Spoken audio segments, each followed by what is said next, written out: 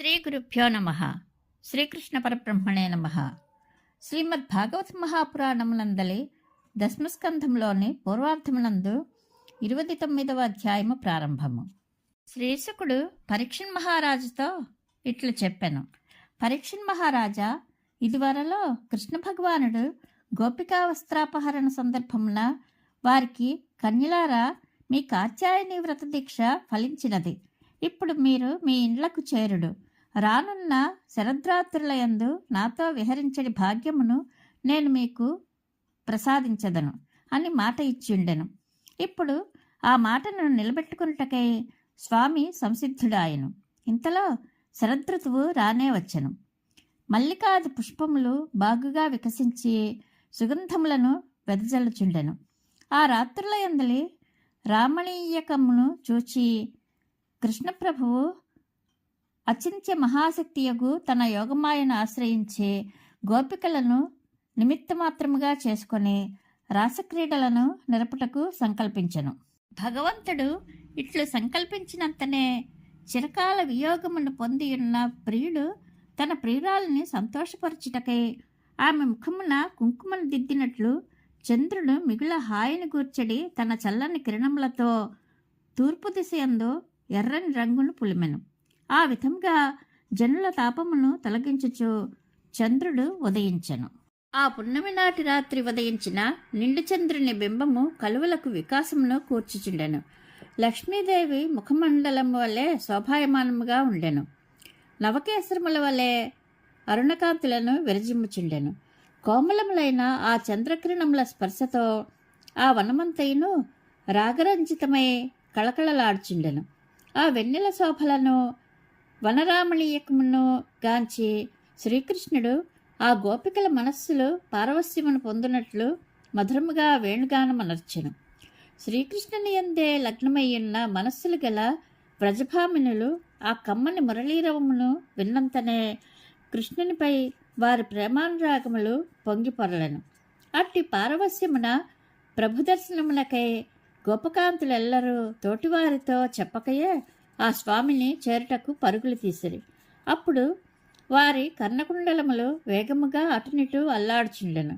అప్పటి ఆ గోపికల తీరు ఆశ్చర్యకరముగా నుండెను. ఆ గానము చెవి సోకినంతనే ఆ పారవస్యంలో వారికి ఏం చేయుటకునో తోచకుండెను. పాలన పితుకుతున్న కొందరు గోపికలు ఆ పనిని సగంలో ఆపివేసి పొయ్యి మీద పెట్టిన పాలను వదిలిపెట్టి పాయసం చేయుచున్నవారు అట్లే విడిచిపెట్టి వెళ్ళిరి. అన్నమును వడ్డించుచున్నవారు, పిల్లలకు పాలను త్రాగించున్నవారు, భర్తలకు సేవలు చేయుచున్నవారు, భోజనం చేయుచున్నవారు ఆయా పనులను సగంలోనే విడిచిపెట్టిపోయిరి. చందనాదులను అలదుకొనిచున్నవారు, నలుగు పెట్టుకొనిచున్నవారు, కాటుకలు దిద్దుకునివారు అట్లే మధ్యలో వదిలిపెట్టి పరిగెత్తిరి. వస్త్రములను ఆభరణములను ధరించున్న మరికొందరు వాటిని వ్యత్యస్తములుగా ధరించి శ్రీకృష్ణుని చేరుటకు పరుగులు తీసిరి.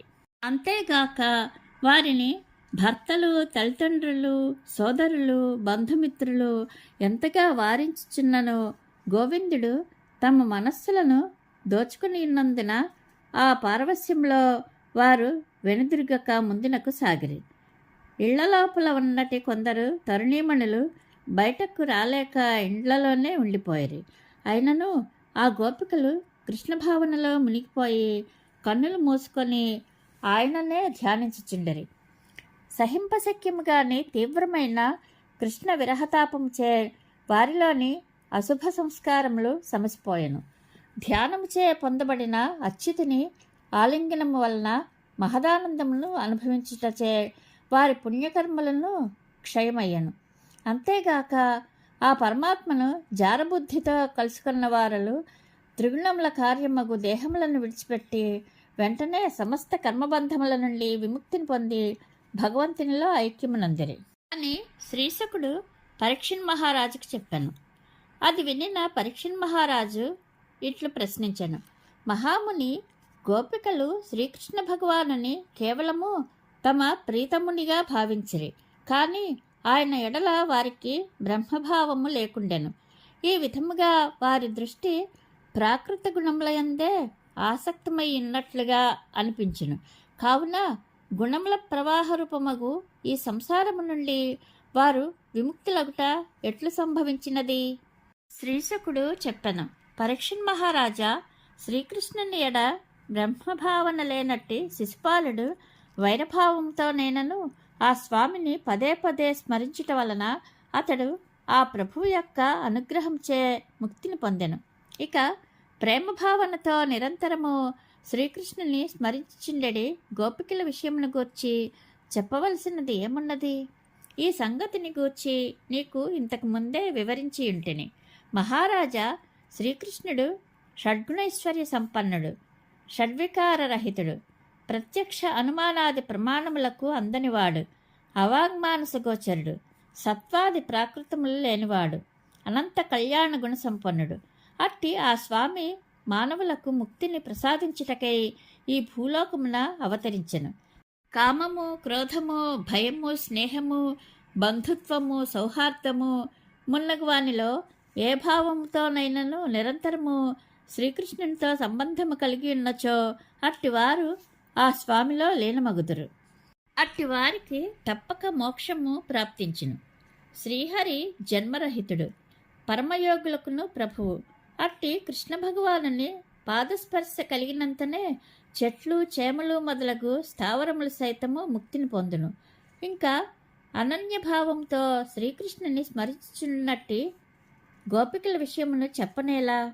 ఆ పరమాత్ముని అనుగ్రహ ప్రభావము అట్టిది కనుక నీ వంటి భాగవతోత్తముడు ఈ విధముగా ఆశ్చర్యపడవలసిన పనియే లేదు. మిగుల మాటకారి అయిన శ్రీకృష్ణుడు తనను దర్శించుటకై తన సమీపములకు వచ్చిన వ్రజభామినులను తన ప్రేమపూరిత వాక్కులతో తన పట్ల గల ప్రేమను మరింత గట్టిపరచుటకుగాను వారి మనస్సులను తెలుసుకొనుటకై ఇట్లు పలికెను.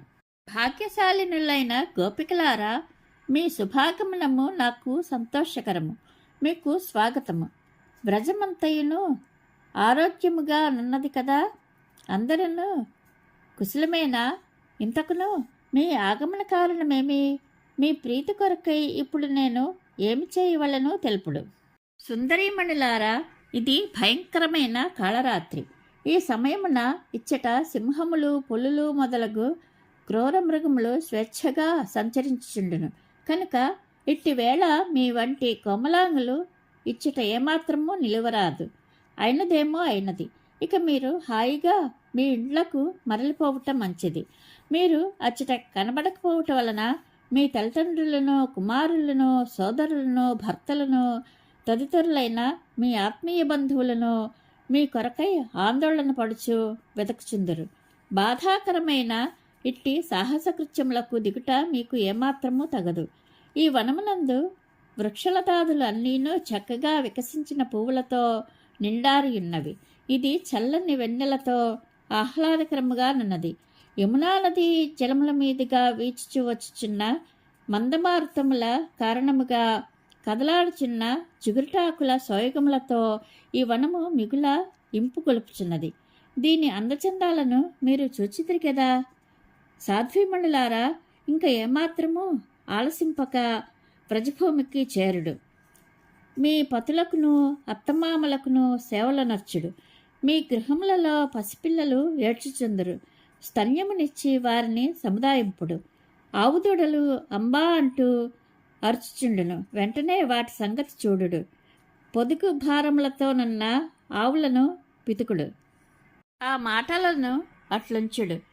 మీరు నాపై గల ప్రేమ పారవస్యంచే ఇచ్చటికి వచ్చి ఉన్నచో మీరాక ఎంతో సముచితమైనది. ఏలనన్న లోకంలోని ప్రాణులన్నీను నన్ను ఎంతగానో ప్రేమించుచుండును. సాధ్వీమణులారా, తమ భర్తలకును వారి బంధువులకును నిష్కపటముగా సేవలనర్చుట, సంతానమును అల్లారుముద్దుగా పెంచి పోషించుట స్త్రీలకు పరమధర్మము. భర్త చెడు స్వభావం కలిగినవాడైనను, దురదృష్టవంతుడైనను, వృద్ధుడైనను, మూర్ఖుడైనను, వ్యాధిగ్రస్తుడైనను, నిర్ధనుడైనను, పతితుడు కానిచో పుణ్యలోకములను కోరుకనిడి స్త్రీలు అతనిని చులకన చేయరాదు, విడిచిపెట్టరాదు. సర్వదేశ కాలములలో కులస్త్రీలు పరపురుష సంబంధమును కలిగి ఉండుట అన్ని విధములుగా నిందనీయమే అగును. అందువలన స్వర్గసుఖములు దూరమగును. అపకీర్తి పాలకుట తప్పదు. అది ఎంతో చెడ్డ పని, తుచ్చమైనది, క్షణికమైనది, కష్టముల పాలు చేయనది, భయమును కలిగించినది, అసహ్యకరమైనది. కావున గోపికలారా, నా లీలలను కథలను వినుట వలన, నా రూపమును చూచుట వలన, ధ్యానించుట వలన, నన్ను కీర్తించుట వలన నా ఎడల మీకు అనన్య ప్రేమభక్తి కుదురుకొనెను. ఇట్టి ప్రేమభక్తి నా ప్రక్కన చేరుటచే లభింపదు. కావున మీరందరూ మీ మీ ఇళ్లకు తిరిగి వెళ్ళుడు. శ్రీశుకుడు పలికెను. గోవిందుడు పలికిన మాటలు గోపికలకు అప్రియములయ్యను. వాటిని వినినంతనే వారి ముఖములు వెలవెలబోయెను. వారి ఆశలన్నీను అడుగంటెను. వారు అంతులేని చింతలో మునిగిపోయేరు. అంతటా వారికి నోట మాట రాకపోయెను. ముఖములు వాడిపోయెను. వేడివేడి నిట్టూర్పులతో సుకుమారములైన వారి పెదవులు ఎండిపోయెను.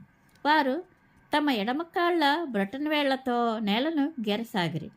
అశ్రుధారల వలన కనుల యందలి కాటుకలు, వక్షస్థలముల యందలి కుంకుమపత్ర రచనలు చెదిరిపోయెను. అప్పుడు వారు మిగుల దుఃఖభారంతో కుమిలిపోవచ్చు ఏమీ మాట్లాడలేక నిలబడిపోయిరి. గోపికలు తమకు ప్రాణతుల్యుడైన శ్రీకృష్ణుని పొందుటకై ఐహిక సుఖభోగములను సకల వాంఛలను త్యజించిండిరి. శ్రీకృష్ణునిపై వారికి గల ప్రేమానురాగములు నిరుపమానములు. అందువలన తమకు అత్యంత ప్రీతిపాత్రుడైన ఆ ప్రభువు ఒక పరాయివాని వలె తమతో నిష్ఠుర వచనములను పలికినందులకు వారు మిగుల ఖేదపడిరి. దుఃఖాశ్రువులు క్రమ్ముకొనుట వలన వారి చూపులు మసకబారెను, కన్నులు ఎర్రబారెను. ఎట్టకేలకు వారు నేత్రములను తుడుచుకొని ధైర్యము తెచ్చుకొని గద్గద కంఠముతో ఇట్లు పలికిరి. పూజ్యులైన కృష్ణప్రభు, నీవు ఇట్లు పరుషంగా మాట్లాడుట ఏమాత్రము న్యాయము కాదు. మేము మా సర్వమును వదిలిపెట్టి నిన్నే నమ్ముకొని నీ పాదములను ఆశ్రయించుటకు వచ్చిన భక్తురాండ్రము. ఓ స్వామి, గట్టి పట్టుదల గలవాడా, దయతో నీవు మమ్ములను విడిచిపెట్టవద్దు. ఆదిపురుషుడైన శ్రీమన్నారాయణుడు తనను శరణుజొచ్చిన వారిని ప్రేమించుచుండునట్లు ఆత్మీయతతో నీ దరిచేరిన మమ్ములను ప్రేమతో ఆదరింపుము. ప్రియమైన ఓ శ్యామసుందరుడా, భర్తలను, పుత్రులను, బంధువులను ప్రేమతో సేవించుటయే స్త్రీలకు పరమధర్మము అని నీ ధర్మముల మర్మజ్ఞుడవైన నీవు చెప్పిన మాటలు ముమ్మాటికి యథార్థములే. అవి మాకు సమ్మతములే. ఈ ఉపదేశములన్నింటికీ ఆస్పదుడవు నీవే కదా. అంతేగాక దేహధారులకు అందరికీ నీవు ప్రీతముడవు, బంధుడవు, ఆత్మవు అనుమాట మిగుల ప్రసిద్ధము కదా. ఆత్మజ్ఞాన నిపుణులు నీయందే ప్రేమను కలిగి ఇందురు. ఏలనన్న అందరికీ నీవు ఆత్మీయుడవు, ఆత్మస్వరూపుడవు, నిత్యప్రియుడవు. దుఃఖమును మిగిల్చే భర్త, కుమారుడు, కూతురు మొదలగు వారితో పని ఏమున్నది? ఓ పరమేశ్వర, మా ఎడల ప్రసన్నుడవు కమ్ము. ఓ కమలాక్ష, చిరకాలము నుండి మేము నీపై పెంచి పోషించుకొనిన మా అభిలాషాలతలను ఛేదింపకము. మన్మోహన, ఇంతవరకు మా చిత్తములు ఇంటి పనులలోనే మునిగి తేలెడివి. దాంతోపాటుగా చేతులు కూడా అనుసరించుచుండెడివి. కానీ మేము చూస్తూ ఉండగానే మా చిత్తములను నీవు అనాయాసముగా ఎప్పుడో దోచివేసితివి. ఇప్పుడు నీ చరణకమలములను ఆశ్రయించి వచ్చిన మా పాదములు నిన్ను విడిచిపెట్టి మరలిపోవుటకు ఒక్క అడుగు కూడా వేయజాలకున్నవి. ఈ స్థితిలో మేము వ్రజభూమికి ఎట్లు పోగలము? ఒకవేళ పోయినను అక్కడ మేము చేయవలసిన ఘనకార్యం ఏమున్నది? ఓ ప్రాణవల్లభుడా, ప్రియమిత్రుడా, మురిపించడి నీ చిరునవ్వులు, ప్రేమను కురిపించినట్టే నీ చూపులు, మనోహరముగు మురళీరవము ఇవన్నీ కలిపి మా ఎదలో నీ పట్ల మిక్కుటమైన ప్రేమాగ్నిని రగిల్చినవి. నీ అధరామృత ప్రవాహముతో మాలో చెలరేగిన అభిలాషను చల్లార్చుము. అట్లు కానిచో ఓ ప్రీతమా, నీ విరహాగ్నిలో మా దేహములు బూడిదేగును. అట్లే ధ్యానముచే నీ చరణ సన్నిధిని చేరుకునేదము. కమలనైన అరణ్యవాసులకు నీవు ప్రియమైన వాడవు. వారంటే నీకు మెండైన ప్రీతి. లక్ష్మీదేవికి సైతము అప్పుడప్పుడు మాత్రమే నీ పాదసేవా భాగ్యము లభించుచుండును. అట్టి చరణములను స్పృశించెడు భాగ్యము మాకు లభించినది. నాటి నుండి మమ్ములను స్వీకరించి ఆనందింపచేసితివి. అట్టి నిన్ను వీడి ఇతరుల సమక్షమున ఒక్క క్షణకాలము కూడా నిలువజాలుకున్నాము. ఇంకా మా పతి పుత్రాదుల సేవ చేయటట్లు ప్రభు బ్రహ్మాది దేవతలు కూడా లక్ష్మీదేవి కృపాకటాక్షములకై అనుక్షణము తహతహపడుచుందురు. అట్టి లక్ష్మీదేవి నీ వక్షస్థలమున తిరుగులేని స్థానమును సంపాదించియు తులసితో కూడా నీ పాదపద్మముల ధూళిని పొందుటకై ఆరాటపడుచుండును. పెక్కుమంది భక్తులు కూడా నీ చరణసేవా భాగ్యమునకు నోచుకుని ధరించిన వారే కనుక లక్ష్మీదేవి మొదలగు వారి వలనే మేమును నీ పాదరజమును పొందుటకే నిన్ను శరణుజొచ్చుచున్నాము. దుఃఖ నివారక మేము తనివి తీరా నిన్ను భజించుటకై ఎంతయో ఉవ్విళ్ళూర్చున్నాము. అందులకై మా ఇండ్లు వాకిండ్లను విడిచిపెట్టి నీ పాదములను ఆశ్రయించితిమి. అట్టి మా ఎడ ప్రసన్నుడవు కమ్ము.